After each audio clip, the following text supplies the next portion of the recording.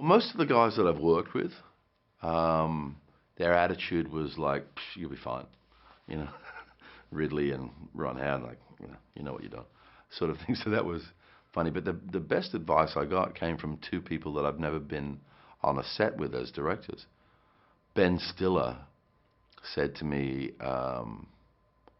just remember that you're the lead actor, because you'll probably spend all your time working with the other actors and getting the performances out of them. But don't forget that when you get into post-production, you're still going to need the spine of the story. So you still got to focus on getting your stuff.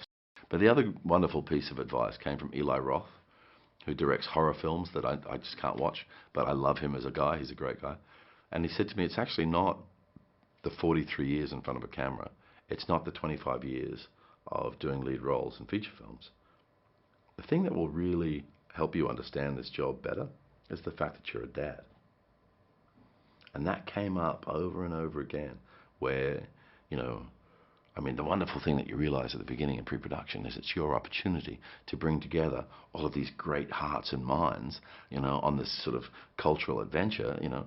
And, you know, so I started looking back in my career. It's like, oh yeah, that production designer, oh, that costume designer, you know, that first AD, that script supervisor, you know. And then you go through the process of casting, you know.